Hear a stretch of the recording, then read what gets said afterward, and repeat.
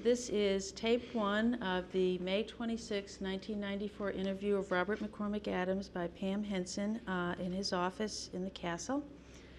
And we're going to begin our interview for the Archives Oral History Project just with some basic biographical information about where and when you were born.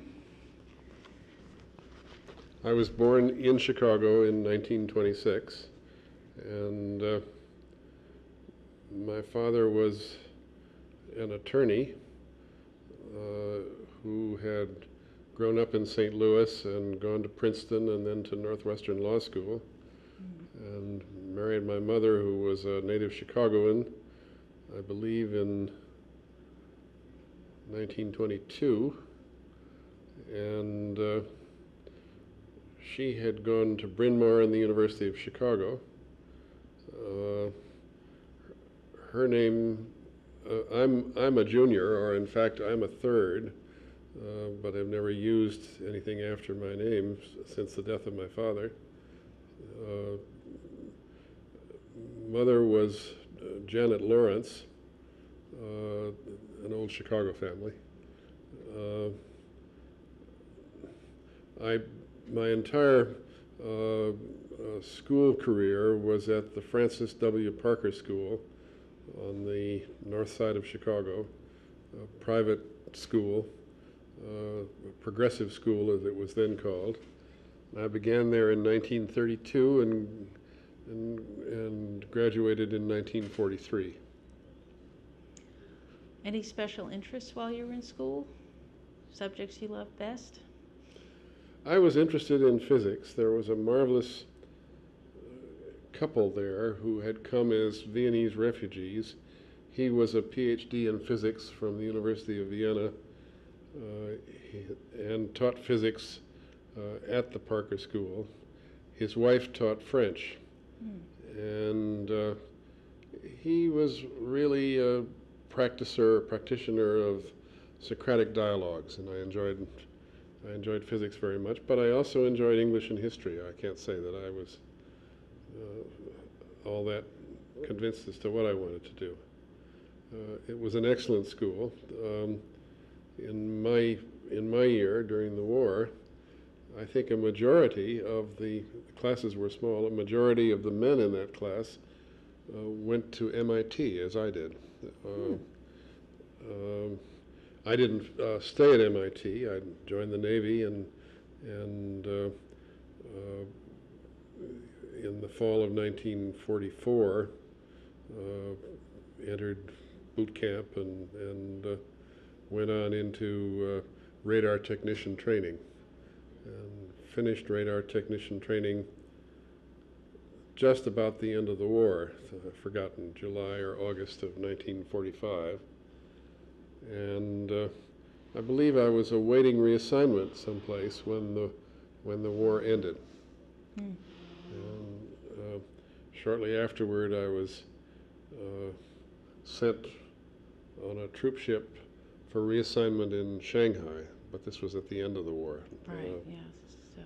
And I was in Shanghai and along the China coast from late in 1945 until the destroyer Escort, on which I was then stationed, was sent back to the States to be decommissioned in,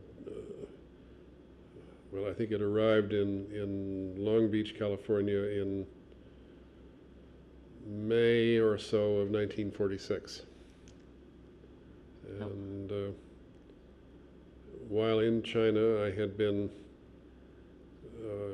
assigned for some portion of time to the shore patrol in Shanghai, and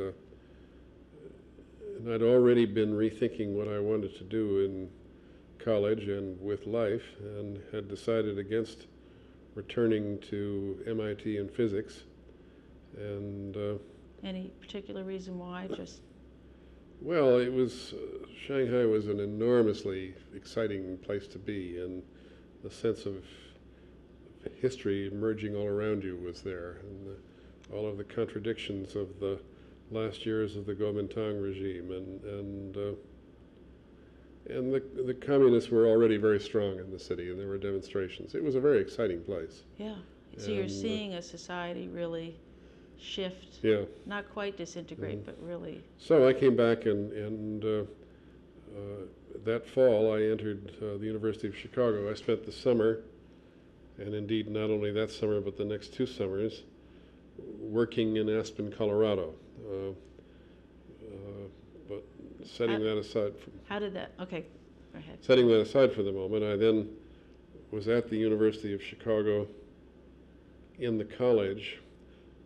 They had at that point had a different system, and basically you got a college degree after the equivalent of 2 years, a Bachelor of Philosophy, not a Bachelor of Arts. Okay. And I got a bachelor's degree 2 years or 2 years plus, whatever it was. I got it in June of '47, and that was, of course, a general program. And then I wasn't sure, and for some time I sort of oscillated between history and economics and anthropology, and settled into the anthropology program, and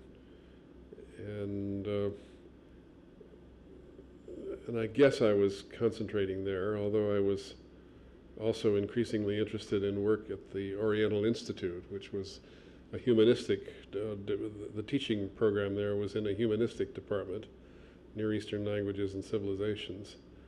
And I worked in that framework in '47, '48, and '48, '49. And at that point, having also been managing editor of the student newspaper, I really didn't intend to pursue any further academic work, and I was interested in all kinds of activist causes. And I left the university.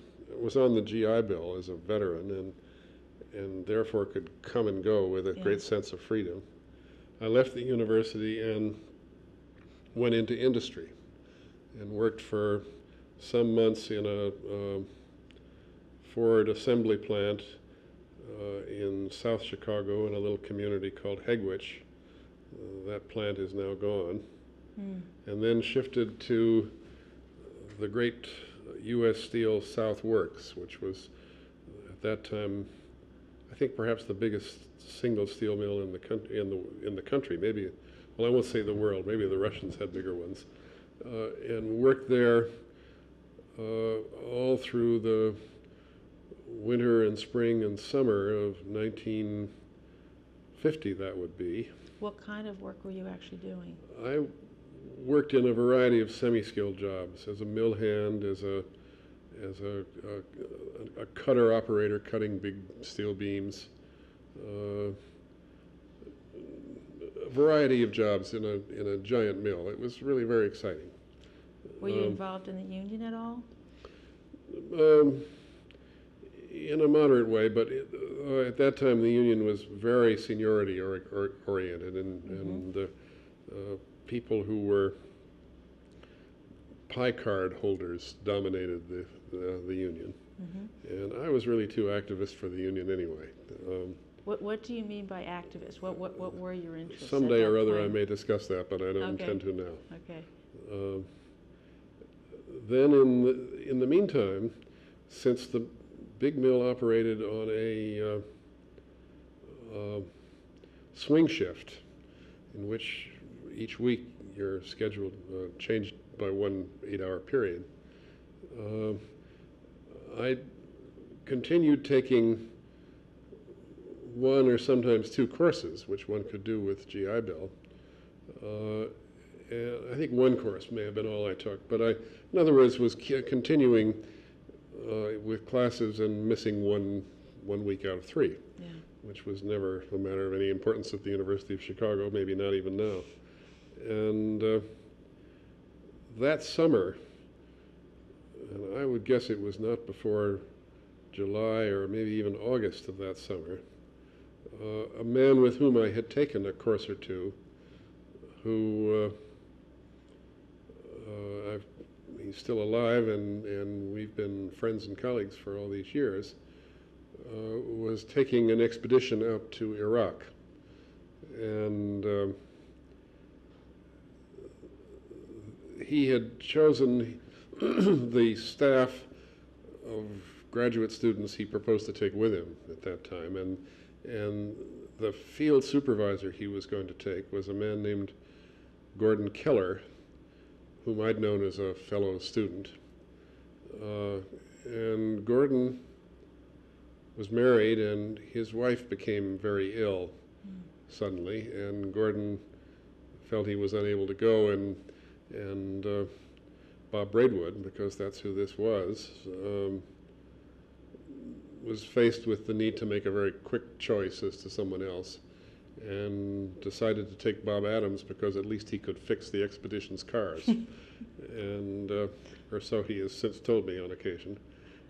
So suddenly I found myself on the way out to Iraq in the fall of 1950, and still having been very candid with Bob and Linda Braidwood, they worked as a team, in saying that I wasn't at all sure I wanted to be a professional in any academic field. And I, in fact, had a major hand in building the mud brick expedition house that we used that year, which was the first thing we had to do. It was a very remote site in Iraqi Kurdistan called Jarmo, and there were no facilities of any kind within many miles. And as the expedition went on, a young Norwegian student whom I'd also known at Chicago came to stay with us, and we shared a room in this house that we built. And I recall at some point or other during the course of that winter, this would have been the winter of 51, lying on a bunk, on the lower bunk, and he was in the upper one, and we were talking about what to do next, and I was thinking about journalism and I don't know what all, and quite what the words were don't matter, but I recall his saying, in effect, you really ought to give further thought to this idea of the academic business, Bob. It's really very attractive. And whatever his words were, it was suddenly a moment of realization that, hey, this was a good life. Yeah. It was very primitive and tough, but it was really very good. Yeah. And I don't know whether that was a moment of final decision, but it was a moment when, for the first time, I faced such a decision, and I think I pretty soon made it. Had you always enjoyed the outdoors? Always had, yeah. Did you do much outdoor stuff as a child? Camping or? Yeah, in various ways. Mostly it was summer camp kinds of things. I worked for a summer in high school in the construction of the Great Lakes Naval Training Station. So I'd done some construction. We'd had a good shop at school, and I learned a lot of carpentry from there. And I'd had 3 summers working in Colorado, 2 of them as an axeman, cutting trees on ski slopes, which is a pretty rugged way to make a living.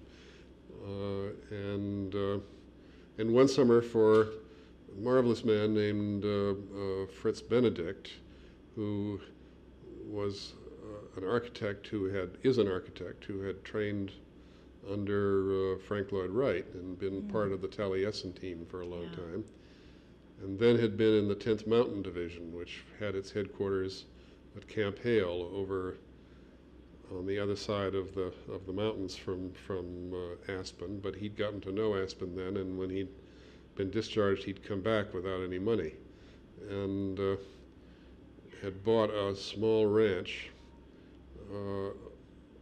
on the side of a mountain overlooking Aspen, and it was a marvelous choice. He had an uncanny eye for scenery and location, and I stayed with him for one long summer in addition, and worked for him doing more construction work, particularly with masonry and so on, and became very interested in working with red sandstone, which I've done ever since. Right. So I'd done a fair amount of construction Yeah. and had a pretty good feeling for what it involved. And I'd been trained as a radar technician, and I knew wiring, and in fact, in the first year when I came back from service, we ran a little radio repair shop, myself and another man. So I was pretty handy in a lot of Yeah. ways, and field work, particularly in those days when there were very few resources around, it required a lot of ingenuity of that kind.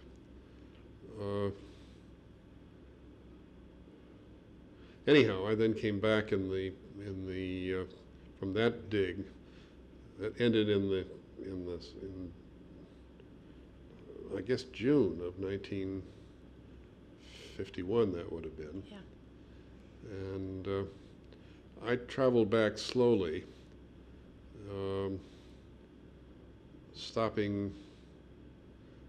I think I must have taken the train. I did take the train. There was then a train from Baghdad to Istanbul. I took it to Aleppo, and I think I saw something of Aleppo. I took it into Adana in Turkey.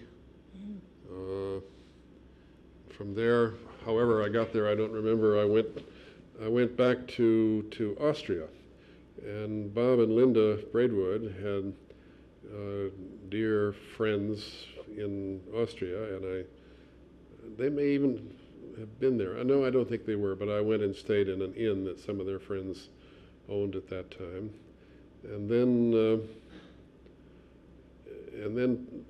took a little money that I'd saved up by being paid as a dig laborer all the time I was in Iraq, and joined first of all a British mountain climbing club, and then Austria was very cheap then. I even hired a private mountain climbing guide and went off and climbed in the Kaisergebirgen above Kitzbühel for 10 days or 2 weeks, and then came back to Chicago in the fall of '51. And I think in '51, '52, I was in Chicago all that year. And by now had settled into a program that was really aimed at the Near East, but was in anthropology department, the anthropology department.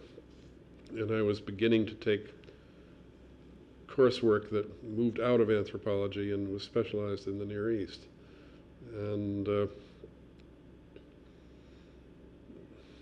what else can I say at that point? Other than Braidwood, were there any professors there that were particularly influential? Oh, I was very much influenced by a number of people who were there at the time. Fred Egan, who I also knew very well in anthropology and who died a couple of years ago in Santa Fe. There were many people in the Oriental Institute whom I was even closer to. Torkild Jakobsen, Leo Oppenheim, Hans Guterbach, a whole array of people.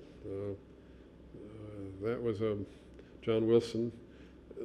The Oriental Institute was a unique institute then. It had enormously strong people, most of them European emigres or refugees, and you couldn't duplicate that staff anywhere in the world at that time, and perhaps not today. So it was a very intellectually rich place to be. And so all that year I was there, that's '51, '52. In the summer of '52, by then I'd moved away from Braidwood's own field of interest, which was then and has been ever since the beginnings of agricultural settled life. Right. And I never returned to that problem. I was more interested in cities and history and civilization and so on. And so while I had a desk in his office, my work was increasingly with other people on other problems. And The summer of '52, at Bob's suggestion, I went to New Mexico and did field work that summer with a man named Paul S. Martin, who was then a curator at the Field Museum of Natural History in Chicago, and who ran had run for many years a series of excavations that were quite unusual in their approach in western New Mexico and eastern Arizona. He was,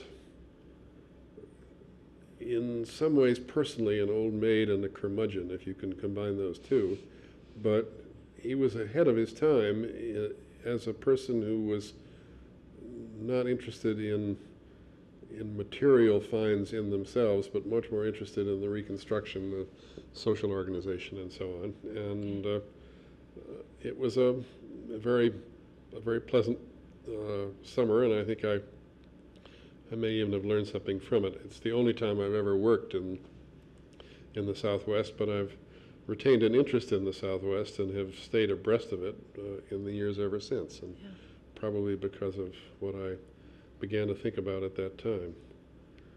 Then in the fall of '52, I came back to Chicago and was there, I think, only for the fall quarter of that year. And in the winter, I went to Yucatan.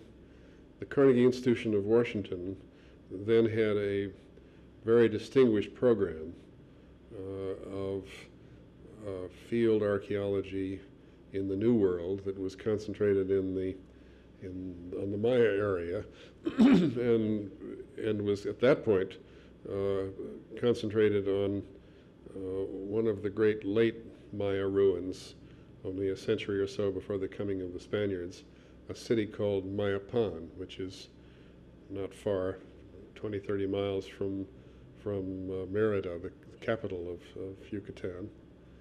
And it was a genuine city. It's a walled city that covered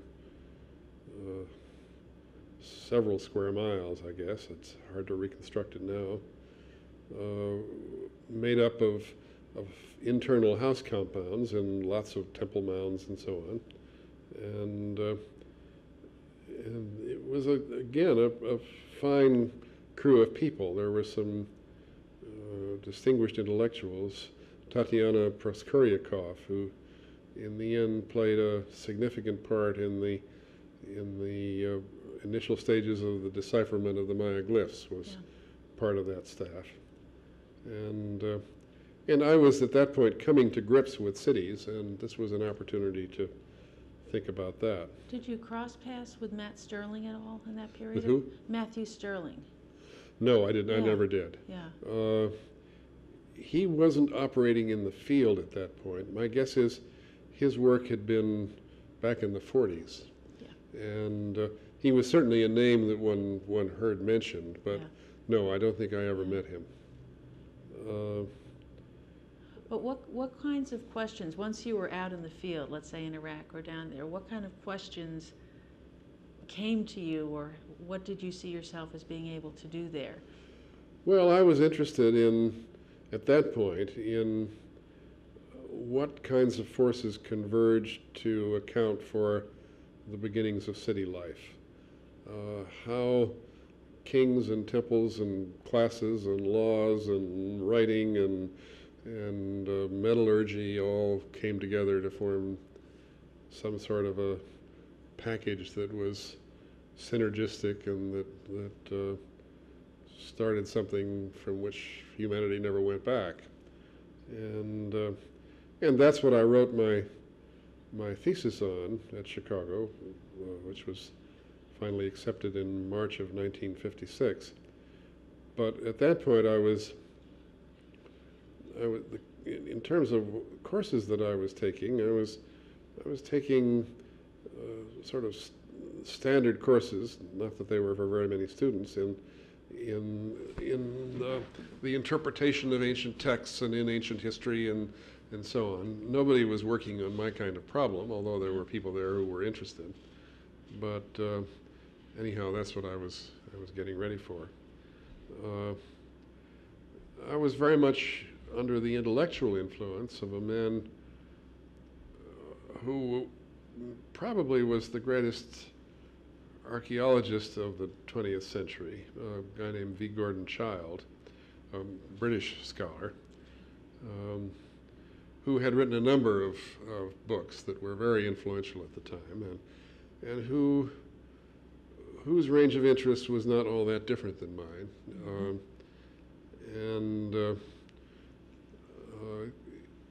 I met him only once on the way to the field with my own first expedition in the fall of 1956.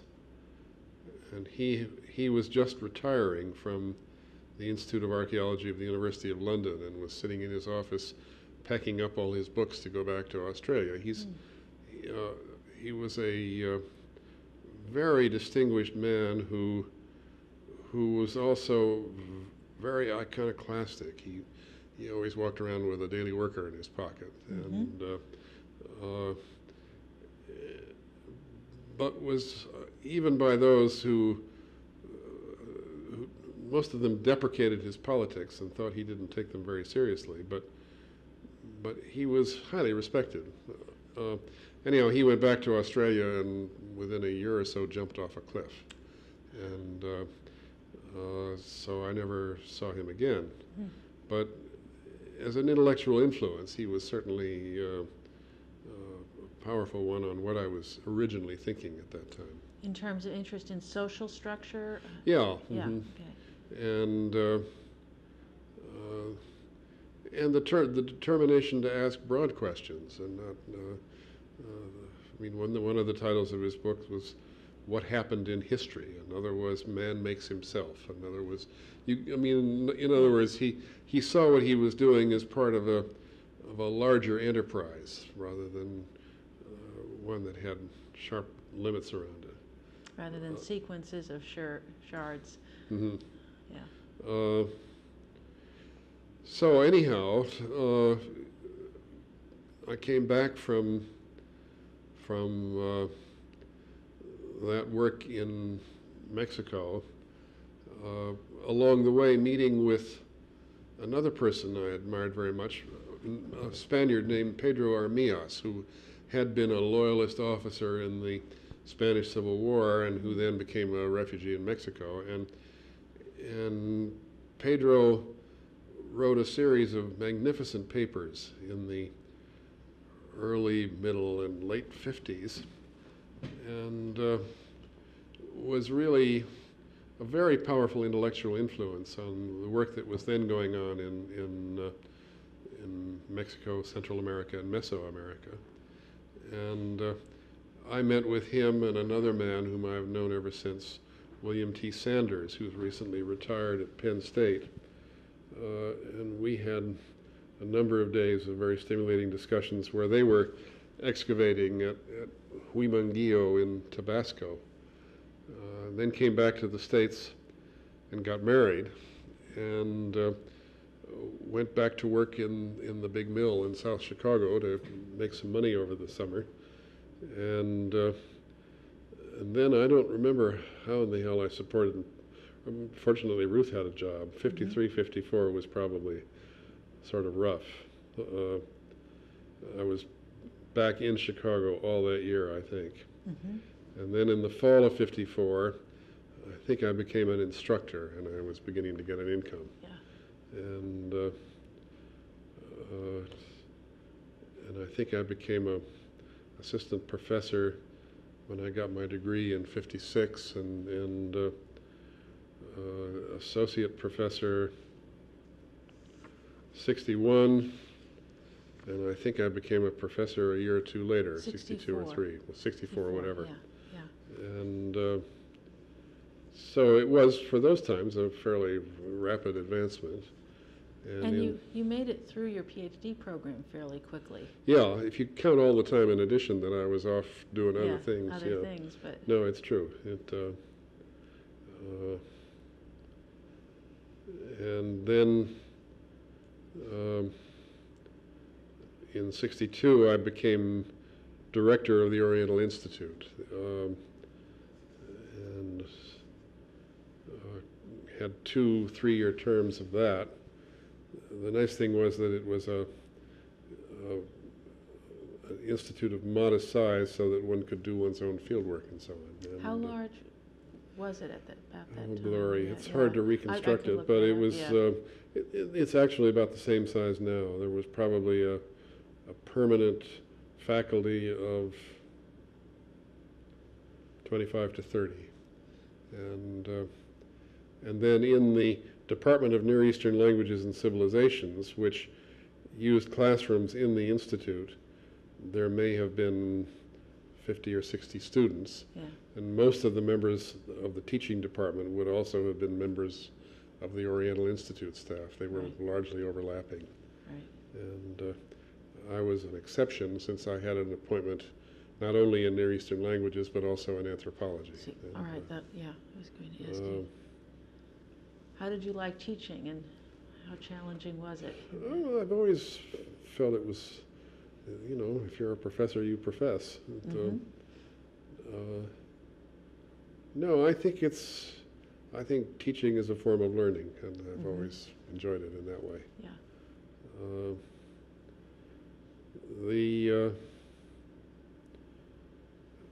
I got money from the Oriental Institute and also from the American Schools of Oriental Research to go out in the fall of 1956 on a project which, in one sense, was thought of as an outgrowth of work that Torkild Jakobsen had done in the 1930s in Iraq in excavations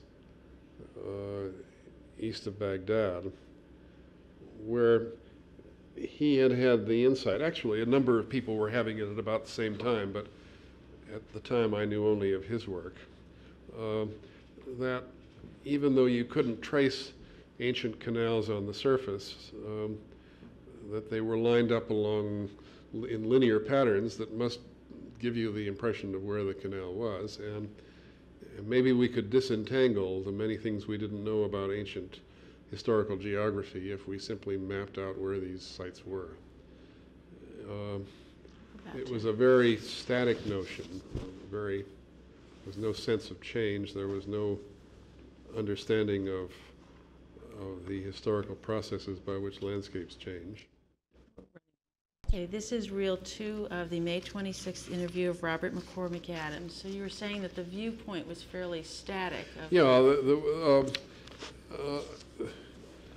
there was the assumption that there was a pattern of historical geography which stayed in place, and that basically the traditions of the civilization, like the locations of the civilization, were intact from its beginning to its end. It seems odd now, but it hadn't received much reflection at that time. And that first season of fieldwork, which I did, another man came with me, although I was the director, a man named Vaughn Crawford, who had a position at the Metropolitan Museum. He's now dead. He's been dead for 20 years, I think. It was a very rewarding season intellectually, because a lot of things that I then worked on intensely for a long time came out of what was learned in that season. I didn't know quite how to use them all at the time, but it quickly became clear that nobody had really thought about the dynamism of civilizations themselves, or for that matter about the nature of the interactions between human beings and settlements on the one hand, and a landscape that only looked serene, that was really a very harsh landscape, and where it was continuously changing through the flooding of rivers and through the movement of their courses and through all kinds of other processes, including desertification and a frontier of cultivation that was moving out and back all the time for a variety of reasons. And one couldn't be in the midst of all this without having a sense that people had made a terrible mistake in thinking only about the ancient past. And I found myself walking among mile after mile of later ruins that nobody had ever bothered to think about. And the question of why you were looking only for the ones that went back to the pre-Christian millennia, it became unacceptable to me to think that way. And this was I was independently coming at the kind of thing that Edward Said many years later criticized in Orientalism. There was implicit in the older Orientalist view the notion that the Orient was important as long as it became the source of a germplasm that moved on to Greece and moved on to the West or whatever. Right. And in the meantime, here were all these fantastic things that were there and that needed to be recorded. And it also became clear, as soon as you began looking at the ground, that there was a hell of a lot going on that nobody had ever bothered to think about. And that year was interesting in another way because it was the year of the Suez Crisis. And the pressures were building up on the Iraqi monarchy. And we found ourselves in the middle of what was often a very tense situation in which American and English contractors were trying to keep the lid on a workforce in ferment, and there were strikes in the cities, and it was really a very hairy time. And I had taken 2 graduate students out with me to try something that the Iraqis officially didn't allow. They didn't want contemporary anthropologists to study their communities. But I took out a man named Robert Fernea, F-E-R-N-E-A, and his new bride at the time, Elizabeth Warnock Fernea, and called them irrigation specialists or something or other. And it did work, and they found themselves an opportunity to work in the community of Dagara in south central Iraq. And Bob wrote his dissertation on that, and it got published, and B.J. Fernea wrote a book which has become sort of a modest bestseller called Guests of the Sheikh. And they've gone on, both of them, to distinguished careers. They've both been for many years at the University of Texas on the faculty there. But during the course of that year, the Iraq government was having to deal with a land tenure problem that was explosive. And what trapped them into inaction was that they had great absentee landowners who were also tribal leaders and who were fiercely determined to hold on to what they had, and were gradually becoming less tribal leaders and more absentee landowners in ways that were pretty rapacious. Yeah. But the monarchy needed their support and was unable to move them toward any policy of reform. So as an alternative, the government decided to open areas of desert by introducing new canal schemes and so on. And that turned out to be enormously expensive as they made plans to do so. And the question arose, well, why was there a great civilization here in the past? And why should it be so expensive now? Yeah. And the British consultants told them that they had a terrible problem with salinity. And why didn't they have that problem in ancient times, and so on? So I was called in to advise on the design of a program on the Diyala Plains east of Baghdad, where there had been a gigantic canal, the biggest one in the Middle East, in the Islamic period, in the early Islamic period. And why had that been so successful? And why didn't they have to put in any of the deep drains that people now said were necessary and so on? And that then led them to allow me to have a look at some of the air photographs that were being taken in order to develop this. And I saw immediately that there was an immense amount of what was at that point confusing information on the air photographs, and that an entirely different kind of study was possible with them. Yeah. So we talked about a study, and they brought out Torkild Jakobsen, who had been the man I mentioned earlier who'd worked over there, and who had worked he'd been, as a young Oriental Institute staffer, he'd been excavating in the Diyala Plains in the 30s. And a scheme was designed, a plan was designed, of which he was the director, although he stayed only for part of the year. And I was the field director or something and was out there throughout the year. And that took the field in the fall of 1957.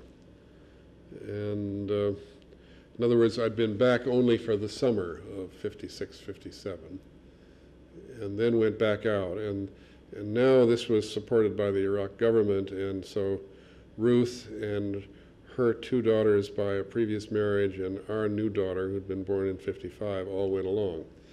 And Torkild went out with his wife, and Joanne Jakobsen, who turned out to be a very ill woman.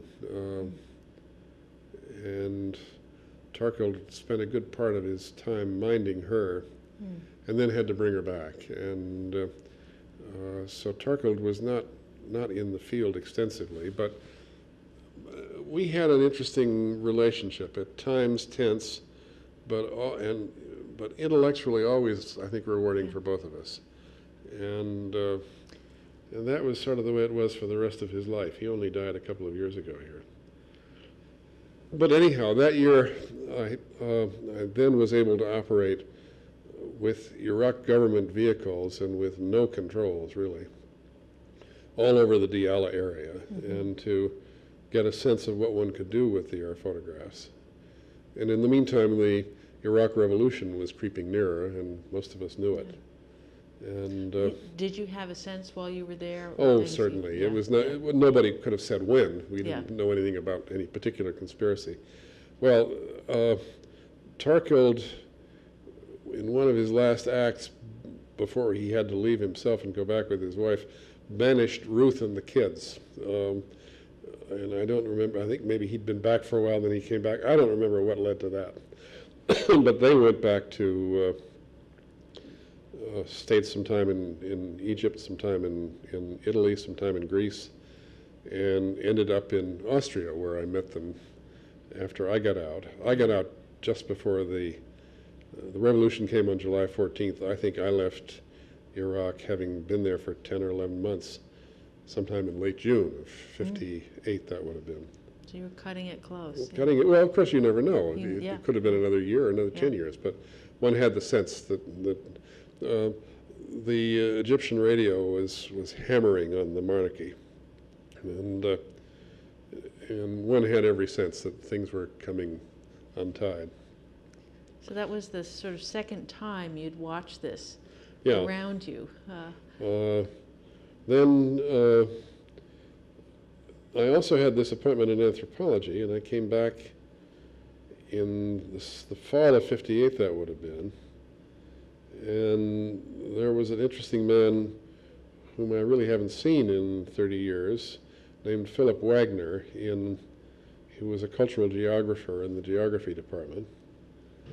And there were others in the anthropology department, Norman F. McQuown, a linguist, Manning Nash, a social anthropologist, may have been others, who were interested in the Highland Maya area in Chiapas.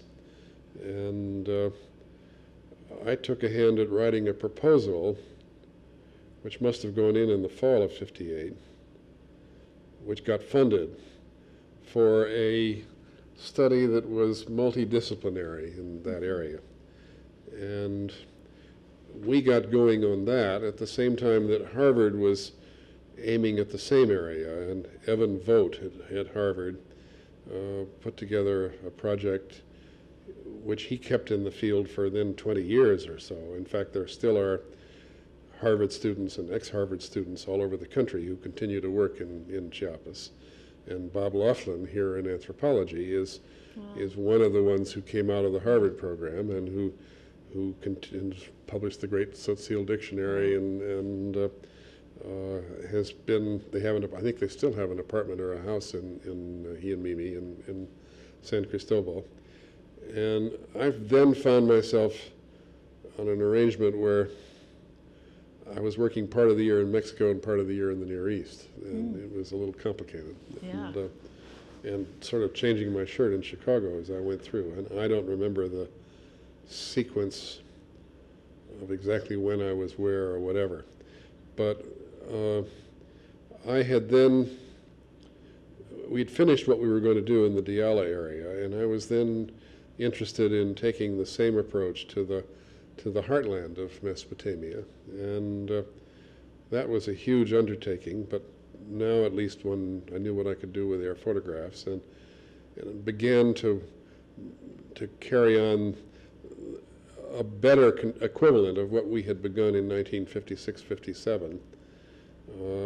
And I don't remember when I first got hold of air photographs. It was always a political struggle to get them. But I think I got some fairly early, some of the time. And Yeah, I had from something that about 1956. well, then I was getting them Yeah. in connection with the plans they were asking us to help them, Yeah. to advise them on with Yeah. regard to the Diyala. And then there was also one of the people who worked for the outfit that was advising the Iraqis on that area was Hunting Arrow Surveys. And they had a soil scientist named Stuart A. Harris, who I met up with him and we compared notes on the kinds of things he wanted to do, in which are interdigitated with what I thought might be done. He was trying to map ancient canals using boreholes that he was putting in with a Jarrett auger, a hand drill. And so we had some of the same questions, and we even published an article together. And I recommended him to Chicago, and he came to the geography department at Chicago for a year or two, and then disappeared. I haven't any idea whatever happened to him afterwards.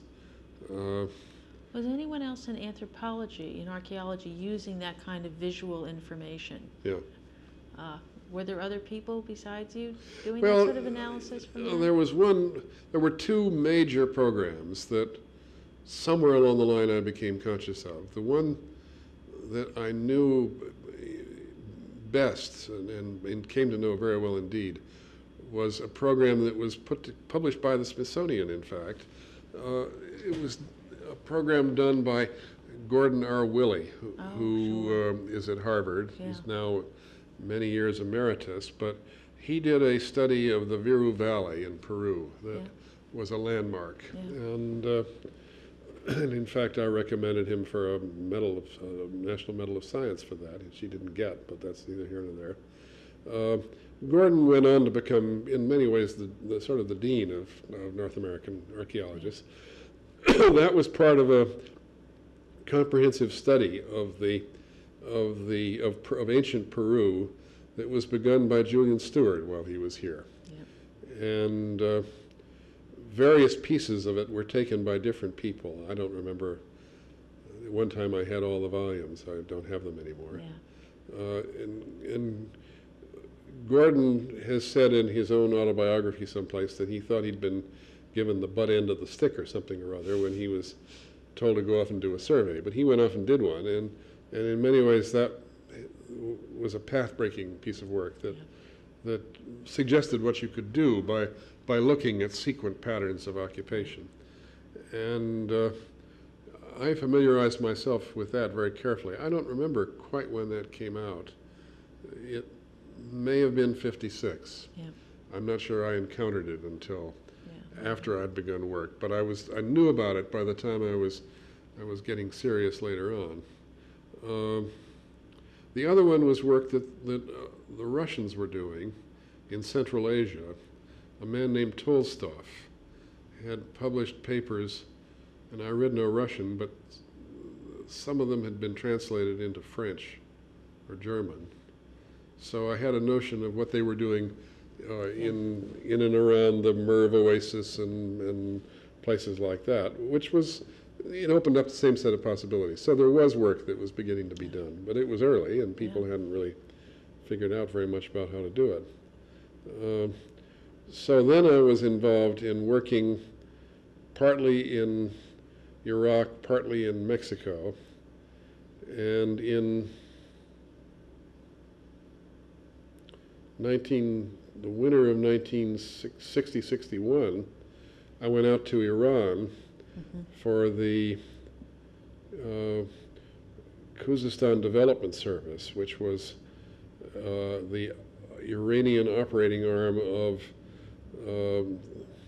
something of Development and Resources Incorporated, which was of which the CEO was a man named Lilienthal, who I think has a well-known name. Yes. And they were facing the same problem. They were redeveloping the Khuzestan Plain in southwestern Iran, and had seen a paper that I wrote, although it was published with Jacobson as the senior author. It came out in Science in 1958. And they were interested in having somebody look at their area from the same point of view. So I was out there in the winter of 60-61, and and then was sort of back and into Mexico and back and into Iraq, and I don't know, it was all very complicated. Yeah. And then I returned once more to Iran in the spring of 63, and by now my interest had really encompassed these gigantic later remains, and Jundi Shapur never was able to make any sense out of it. It's a huge city, a Sasanian city that was founded by Shapur the First, obviously, and he in fact he captured the army of Valerian and hauled them all out there to Iran to build the city, and the city is still there. It's a gigantic rectangle, but it's all cultivated, and you'd have to have huge crews to make any sense out of it, and all I had was a little sounding money, and I never did. But it was interesting in another way because it had a university, and the University of Jundi Shapur was famous as a medical school, and in fact the doctors who served the caliphs and the later courts in Baghdad all came from Jundi Shapur University. So it looked like an interesting place to look. I went out in the spring of 63 and put some soundings in there, but as I say, they never amounted to anything. But my interests were not there anyway, and I got out of that. And the work in Khuzestan then got taken up a few years later by people who'd been students at Chicago, including some of my own students. And that work continued at the University of Michigan, and there's a volume on the archaeology of Western Iran or something that Frank Hull brought out that pulls together a lot of that material. The Smithsonian volume, in fact. And I was sort of in and out of places without having long seasons of work again, although I was continuing to spread the perimeter of what I had surveyed until well, I guess the next major phase was not one I did, but it was work that Henry Wright did. He needed a dissertation. He was a splendid graduate student. And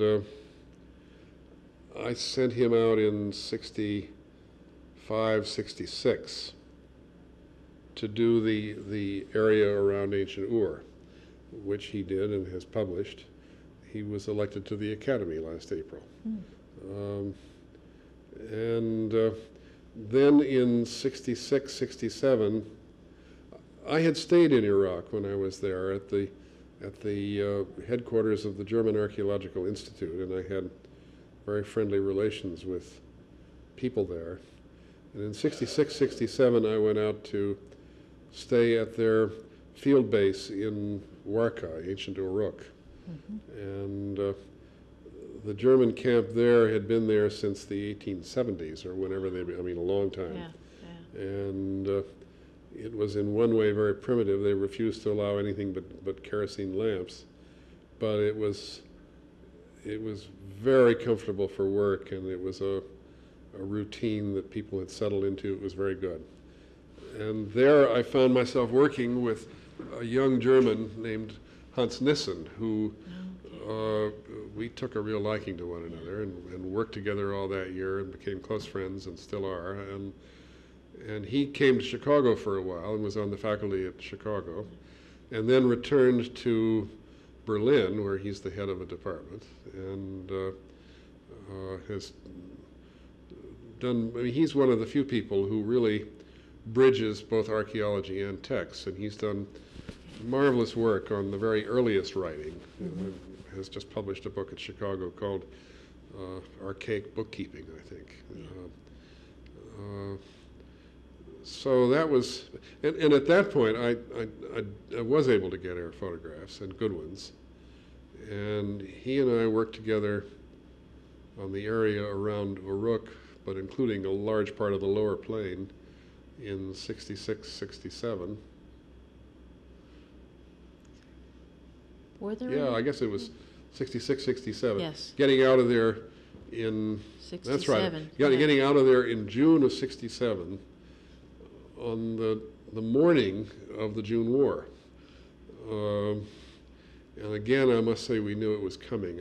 I knew an Italian who I think was an Italian spy, and I remember sitting on the Tigris, next to the Tigris,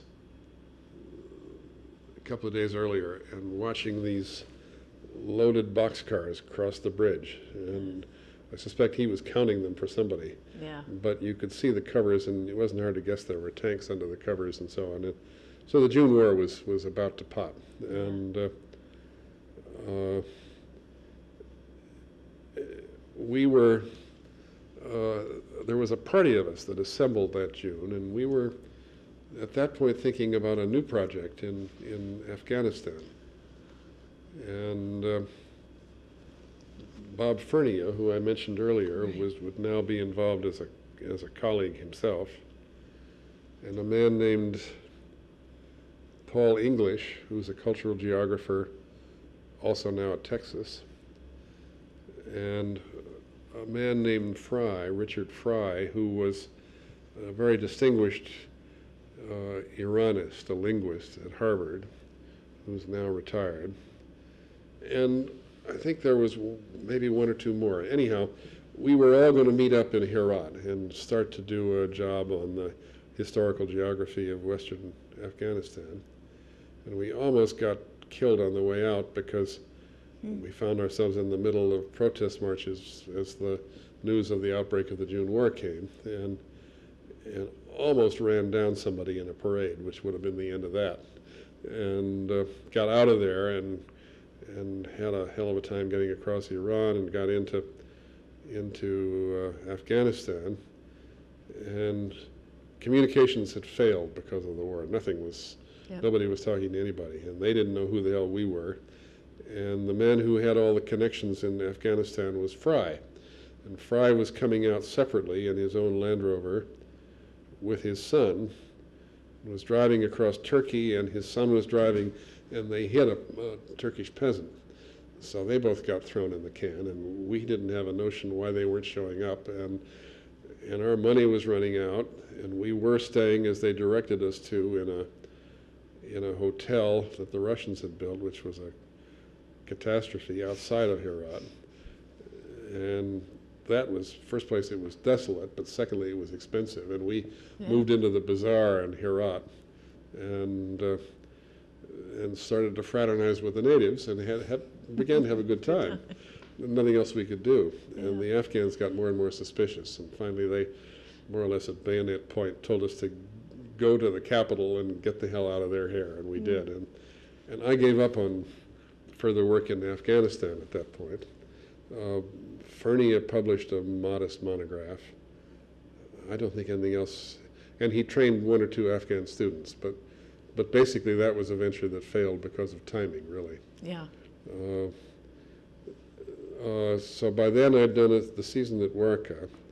Then I got some more money from the American School and some more from the Oriental Institute, and went back in 67, 68, which ran into, there was also, I was in Iraq in 63 and had a hell of a time. At that point I was working for, I'd become a consultant for the Education and Development Service in Boston, which was an earlier version of the National Science Foundation programs to upgrade schools. Okay. And Jerome Brunner, Yeah. the psychologist, was maybe the chief person in that program. Actually, it was a man named Jerome Zacharias, I think, or Zacharias, and I've forgotten. They did physics, and then they decided to do MAN, a course of study, MACOS. And they weren't sure what they wanted to do, and so they took on several of us to sort of each go in our own direction. And somebody did the Netsilik Eskimo, a man named Aksen Belixi at the University of Montreal, and produced a marvelous film, but a bloody film, that I think got us all into trouble. And there were one or two other components, and then I was doing the beginnings of cities. And the program I thought was going rather well, but I wasn't on the ground. And the others were on the ground and were spending the money, and so finally I backed away from all this. But along the way, I went out to see if I could take some films of what the Iraqi landscape looked like. Yeah. And by now I had a pretty good idea of what the dynamics were, and I was going to try to show that, and excavations in progress and so on. And found myself in February 1963 in Baghdad with a film crew of people who were totally inept, or worse, at dealing with foreign cultures and societies and so on. And with, I could smell it in the air, there was another coup or revolution coming. And here were these people who were just impossible. And furthermore, there was, what was for that time a lot of money, $40,000 worth of camera equipment that I had my signature on that I brought into the country. And we hadn't been able to do more than little bits. The Iraqis were so upset with the way things were going that they wouldn't let us do very much. And the crew got mad and frustrated and so on. Finally, I sent them all out of the country. I just didn't want to have them there. And I remember in the great cavern of the customs house trying to find somebody who was not so afraid. Most of them had gone home and into hiding and weren't even working, to get the stuff out before the trouble came. And I think we got out. I think I got out with the camera equipment the day before or 2 days before or whatever. So I've had a series of problems like that. But anyhow, back to Iraq, 67, 68. I returned to the Oriental Institute's base at Nippur, and again took the family out, or at least the younger two daughters, and we had a happy year there. I was surveying, and in addition ran a large sounding at a place called Abu Sarifa, which is published. And that year again there was a coup. And that coup knocked out my permissions for a time. I had planned on coming out again right away and finishing work if it was possible. And nothing came back on letters and so on. And so 68, 69, I sort of hoped something would break. Fall of 69, There was a conference in Bahrain. Maybe it had been January of. I'm not sure of the time. It may have been December or so of '69. I went to that Congress, knowing it would give me an opportunity to go into Baghdad. Right. And was able to get a visa, at least to go in and talk. And went in and talked to them and said, look, I can't continue to sit on my hands. Are you going to give me a permit or? So this is reel 3 of the May 26th interview of Robert McCormick Adams. So you spoke with them, the officials. Yeah, and this said, was in say December or so of Yeah. 1970, and got a guarded reply. They'd see what they could do about it. And in the meantime, I'd been asked to become, my term as head of the Oriental Institute had ended in June of '68, and if I wasn't going to get a place to work in the field for a while, I'd been asked to become Dean of Social Science. Mm-hmm. And I explained that to the man in the department who was really a dear friend, a man named Fuad Safar. I dedicated a book to him. And he couldn't give me any assurance, but he said he'd see what they could do. And then I went on from Baghdad to Syria. Right. And 70. worked that winter and spring in Syria with Oleg Grabar, who is an advisor of Milo's here. He's at the Institute for Advanced Study in Princeton now. He was then at Harvard in the Fogg Art Museum. He's a very distinguished Islamic art historian and archaeologist. And he was excavating then at Qasr al-Hair al-Sharqi in north central Syria. It's one of those desert palace kinds of places, and a very well preserved, fortified small town that really was an installation planted by an early caliph or whatever. And so I was part of that team for that winter and spring. And there were some other wonderful people there. Renata Holod, who's in the art history department at Pennsylvania. Bill Trousdale, who's here, who who was one of the silent members of that team, but he was part of it then. Jim Knudstad, who's a marvelous, intuitive archaeological architect who was on the staff of the Oriental Institute, but who really liked to work alone and who really worked on contract more than other ways. It was an interesting group of people. Yeah. And came back from Syria, and there had been no response from the Iraqis, so I took the deanship. And in the fullness of time, another month or two later, a letter arrived approving the project. I guess Fuad Safar had been able to arrange the approval, but he had not been able to arrange that they would send it by airmail. And so there I was. Yeah. And anyhow, it wasn't really clear. The letter was opaque as to what they'd let me do and whether I'd get air photos and so on. So I was then Dean of Social Sciences until 74.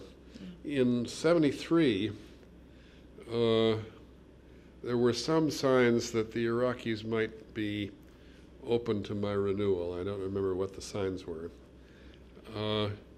So I took a little bit of money from somewhere, and I didn't want to submit an application to NSF unless I really had assurances I was going to be able to get air photos and get a permit to work. Yeah. And I went out in August of '73, and you cannot believe what the Iraqi desert is like in August. I have to tell you, it is something else. I can't imagine. It is, I mean, the temperature in the shade in the Nippur dig house was regularly in the 130s. And How when could you're you out on the work? desert, it's just really frightful. It is just absolutely frightful. And I mean, could you in fact work? And yeah, you just- I had to prove that Yeah. the Iraqi inspector who was with me, this madness just absolutely blew his mind. But he had to be there. And, Did you just keep consuming well, I had fluid? a driver whom I'd gotten to know and like, and he understood what the problem was. But we had an old Land Rover that broke down, and it was always breaking down. The gas pump was failing or some other damn thing. When we were so far out that the question was always whether you could carry enough water to get Yeah. back. Yeah. It's really a dangerous problem. Seriously, yeah. And I remember one time when the gas pump failed, trying to drive over a sand dune to get out of something or other, and it was in the heat of the day, and there was an old Sasanian ruin several hundred meters away. On old Sasanian ruins, you find big bricks, Yeah. great big things. And we saw we were going to have to build a track out of big bricks. And we were all huddled under the damned Land Rover, and you'd take a big drink of water, and you'd stagger out for, a couple of hundred meters and pick up bricks and bring them back and put them down, crawl panting under the Land Rover, and somebody else would get out and do it. Yeah, you do it. And we did eventually get out of there. But it proved to work. And then in the fall of '73, I submitted a proposal to NSF and resigned the deanship in order to go to the field in December, January, 74, 75. But then you had just had the Yom Kippur War. Wasn't that 73? Had the what war? The Yom Kippur War, wasn't that 73? Yeah, but that was wasn't really affecting, all in Israel. That didn't Yeah. have any effect on us. Yeah. So then I was in Iraq in the winter and spring of '75. Having gone out on a Yugoslav freighter, I had to take a Jeep out. And Jeeps were illegal. But by this time I was doing things a lot differently. And we devised papers that made that Jeep, I've forgotten what kind of car it was, but it was a car nobody had ever heard of, the only one produced by that company. And it amused other Iraqi drivers to see this thing and wonder how the hell we'd gotten it in and so on. And it took some bribe money. But in any case, that long, tough season in the winter and spring of '75 sort of broke the back of the surveys that were left. Yeah. And then I went back again in December of '75 and stayed again at Nippur, where by that time there was an expedition working at Nippur. But I stayed there for a while and did some last checking and what have you. And that finished up the material as far as I've ever been able to get it on Iraq. There are other things I would love to have done, but it became clear I wasn't ever going to get any more photographs under that administration, and so I basically got out. And the only other field work I've done since was in Saudi Arabia, where a former student of mine became the director of antiquities, and I got one season in on starting them off on surveys also, and a piece of another one, and that was it. Yeah. I think that may be a good place to quit. Okay, good.